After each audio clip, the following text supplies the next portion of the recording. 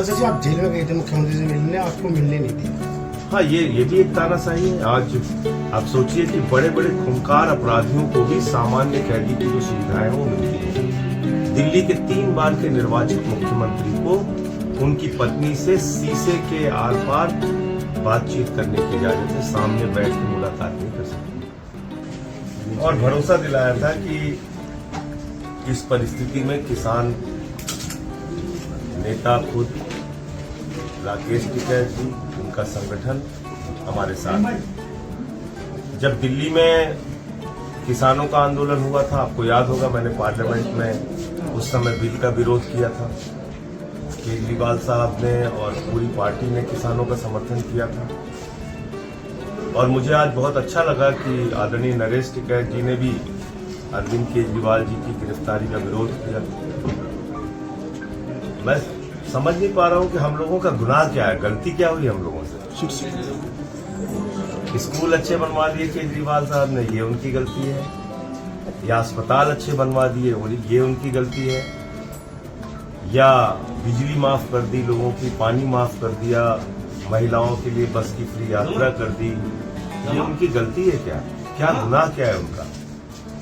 उनको उठा के आपने जेल में डाल दिया। मैं पार्लियामेंट में बोलता था इसलिए मुझे उठा के जेल में डाल दिया। मनीष सिसोदिया जी शिक्षा के क्षेत्र में अच्छा काम कर रहे थे, उनको उठा के जेल में डाल दिया।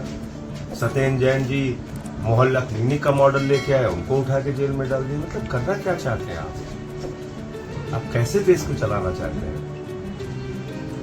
तीनों काले कानून के खिलाफ हमारे किसान भाई 1 साल तक सड़क पर बैठे रहे, आपको दया नहीं आई?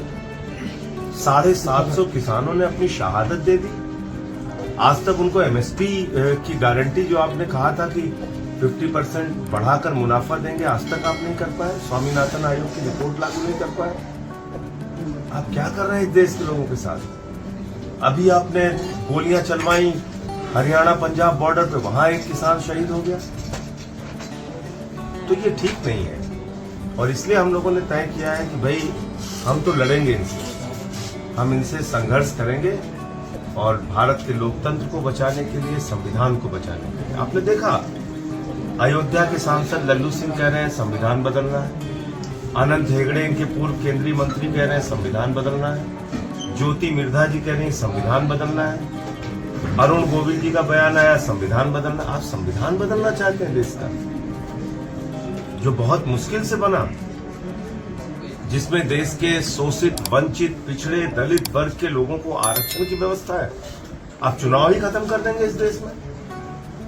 तो इसलिए ये चुनाव बहुत महत्वपूर्ण है 2024 का। भारतीय जनता पार्टी देश का संविधान बदल देगी, जो कि खुद उनके नेता कह रहे हैं। और भारतीय जनता पार्टी देश में आरक्षण खत्म कर देगी और चुनाव खत्म कर देगी। तो अगर संविधान बदल दिया जाएगा, चुनाव खत्म हो जाएगा, आरक्षण खत्म हो जाएगा, तो लोगों के अधिकार खत्म हो जाएंगे। फिर चाहे जितनी महंगाई बढ़ाए हम कुछ बोल नहीं सकते, चाहे जितनी बेरोजगारी बढ़ाए हम कुछ नहीं बोल सकते, क्योंकि हमारे पास वोट की ताकत तो रहेगी नहीं जो हमारे संविधान ने हमको दी है। तो इसलिए ये बहुत महत्वपूर्ण है और हम सबको इस बारे में सोचना है। आज अलग अलग वर्ग को अपमानित करते हैं आप। इनके एक नेता है, वो क्षत्रिय समाज के लोगों के बारे में टिप्पणी कर रहे हैं, उनकी बहू बेटियों के बारे में टिप्पणी कर रहे हैं। ये क्या है?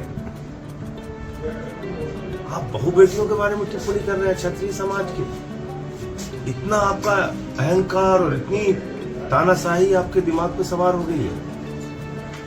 तो मैं, जो केंद्रीय मंत्री रूपाला जी ने जो बयान दिया है क्षत्रिय समाज को लेकर और उनके बहू बेटियों को लेकर, मैं सावधान करना चाहता हूं पूरी की पूरी भारतीय जनता पार्टी को।